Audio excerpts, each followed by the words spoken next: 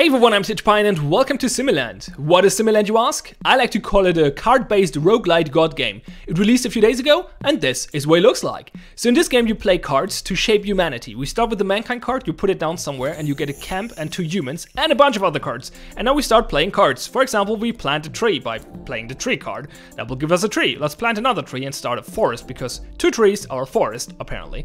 And let's also put down mineral. So mineral is a stone, for example. We get stone here, so that's good. And now I'm going to show you another card, which is a sample card. The sample card will gain resources from one of those thingies. For example, if I use the sample card on the stone or on the rocks, I get some stones and some flint.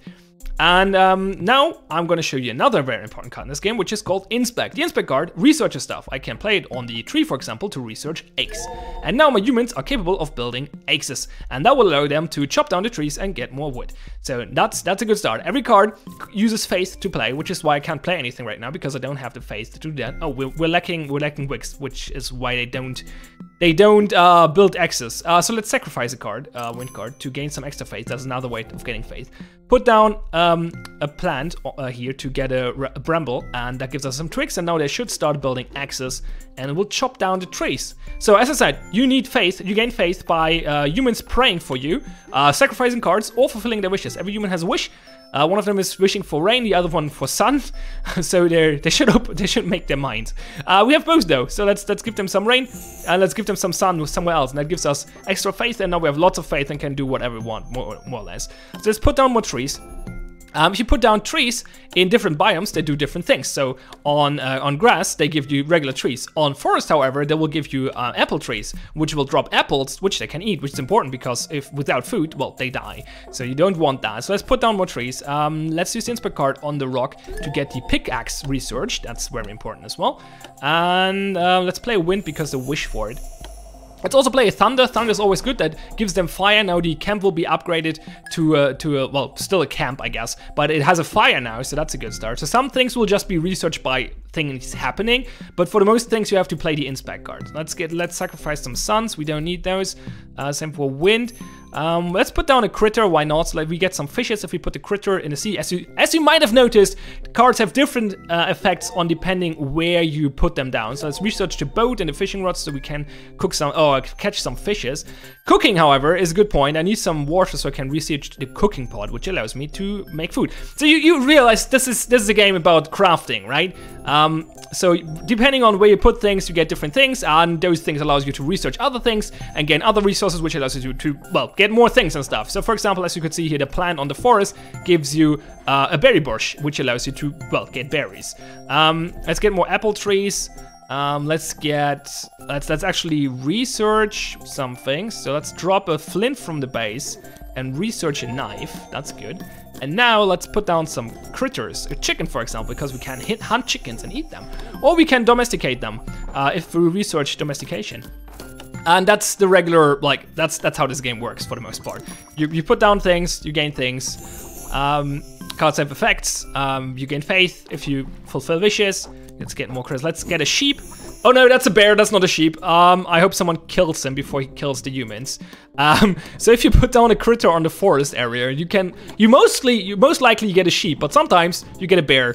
And that human failed to kill the bear, so that's one less human. That's not great. I don't know if we can live with that. He might just wipe us if they don't get a knife soon and kill him. I mean, they could collect the knife, but he might, we'll see, we'll find out.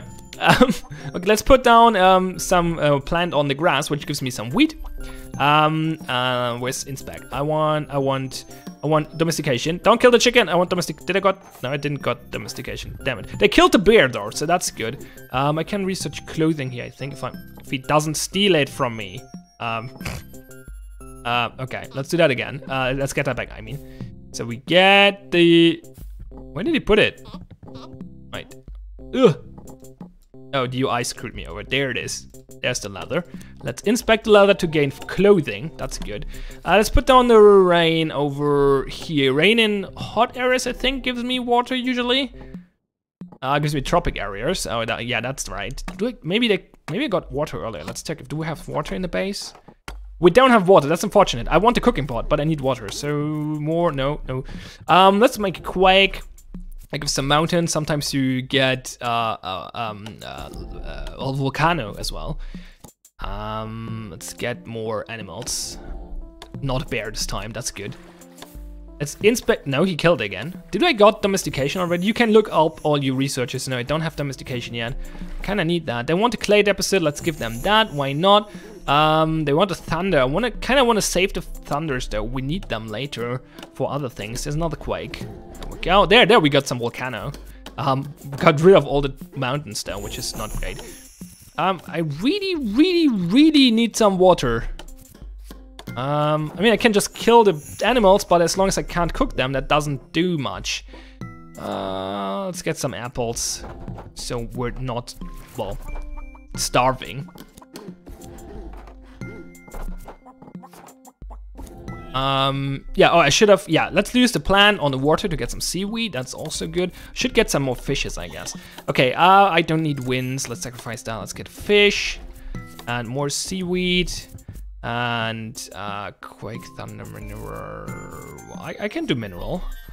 Let's get more rocks and sacrifice this. Let's get another human to get civilization going. Oh, there we go. We got some sand. Some water mine. Some rain. That's the word. Let's see if I can get some water. I forgot how though. Sometimes you get water if it rains. Sometimes you don't. Right now I don't, which is unfortunate because I need water to get a cooking pot. And without a cooking pot, well, food is way less effective. So yeah, that's not good. So there's a maximum number of cards you have, and you unlock them by playing the game. Like you start with way less cards. You start with 30 cards, I think. I got way more now. That is because, well, I played the game for a while and unlocked a bunch of stuff, and now I have lots of cards, and I don't run out of resources usually, if I'm not getting super unlucky with my cards, which I kind of am right now, which is a little annoying. Oh yeah, let's research farms by inspecting, well, poop. Do they want the sun? No, then let's sacrifice it. Another critter. Let's get another. They're actually asking for a sheep. Let's try to get a sheep. That's a bear. God damn it. Not what I wanted, but fine. Put down some things. Wait, can I get domestication on the bear? No, I can't. That's unfortunate. And he killed someone. Evil bear. Very evil bear. Not a fan of this bear. Rain. Okay. No, that's not good. That's not where I get rain. I think I get rain on grass or something. No, I'm not sure actually. Well, we got the tundra now. That's not helping. The bear is still murdering everyone. Ah, maybe we murder the bear now. Come on, kill him. Okay, there we go. That's good.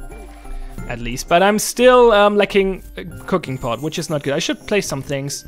Let's get a coral reef. Not that I need it. I want to get rid of those cards without wasting them. More trees is probably not good. So there's one thing in this game. You would think, well, more trees with more apple trees is good, right? But at some point, it's not good anymore. The thing is, if these trees will regrow, and they will make your people, well, harvest them.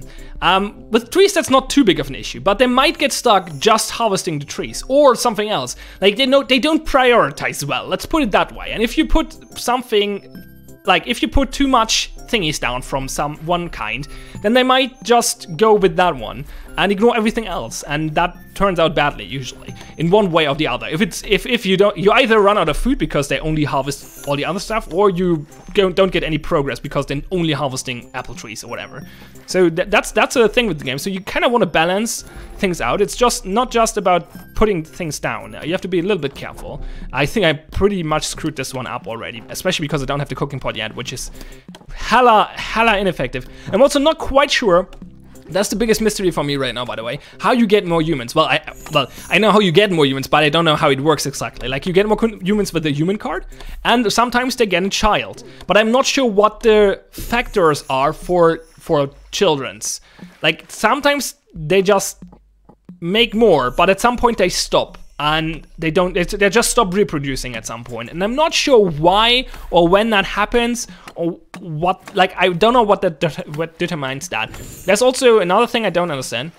there is this right here. So you have a base type, which will upgrade over time. Then you have IQ, which is based on how many things you research. That's pretty straightforward. You have resources down here, but then you have a nature. And the nature starts at peaceful, but it turns out like I'm always ending up evil, and I'm not sure why. I have no idea. I think it might have something to do with the knives I research. I don't know. I'm not sure what determines the nature of humankind, which is another thing that's completely, well, unexplained, I guess, in this game, which is a little annoying. It doesn't affect too much though. There are some researches that are based on the nature of the thing. Oh, okay. Don't screw this up. Where do I get water? Here, maybe? Can I get some water, please? No, I don't get water. We got snow though, which is not helping usually. Yeah, I need that cooking pot, really, like really badly. I can't seem to get it right now. Let's just use some samples and a quake to get more mountains. I think rain on the mountains would probably be good for water, I assume. Okay, let's see if we can get some domestication. That's a bear, goddammit! Can I get some water here, please? Now, thank you. That's not water, that's tropic. That's not helpful. Let's plant a jungle tree though. Well, actually, let's burn that tree because there's a research called oven, and maybe I can cook something in the oven without the cooking pot. I'm not quite sure, but maybe that's a thing. Also, there should be windmills. There we go. What else? What else? What else is there to research for me right now? Not much. Let's try the critter thing again. Maybe we can get some Why can I not get domestication? I think I can't get domestication because I'm evil. I got evil too fast, so I couldn't research domestication. Well, that has up and down sides, I guess. We can get a spinning wheel though, so let's get that. So we can plant some minerals in the mountains. Unfortunately, the volcano is gone. So minerals in the mountains give you ore deposits. That's iron ore, usually. So you can get metal this way if you research it. I can't research it right now. There's another limitation for that, I think. But if you put down a mineral next to a volcano, then you get sulfur, which allows you to get gunpowder and guns later, which is also cool. I think we're at least getting bread now. Yeah, and apple pies. That's good. That's good. That's way better than just eating apples. That's way more effective. Let's try the rain thing again. Wait, the forest should not soak up all the water, right? It does. Well, but we can research charcoal now, though. I don't know. Usually I get water. That's usually not an issue. I'm not sure what I screwed up.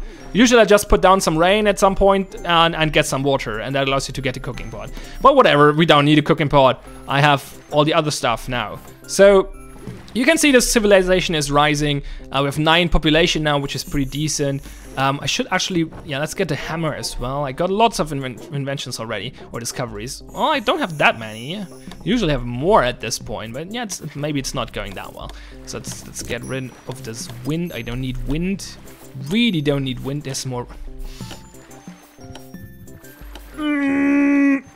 There has to be water in the mountains, right? If I put down the rain, where should it go? Where should the water go? There will be some water. No, there's no water. Unfortunate, very unfortunate, very unfortunate. Okay, let's do something else. We can plant something in the swamp area, which gives us either herbs, which is good, or toxic berries, which is not good. But I just got the remove card, so I can get rid of toxic berries when I should spawn them. But I didn't, so I'm okay with my herbs right now. I researched some medication. Actually, that should allow us to also research advanced medication, maybe? With the corals, yeah, there we go. Which is useful later on.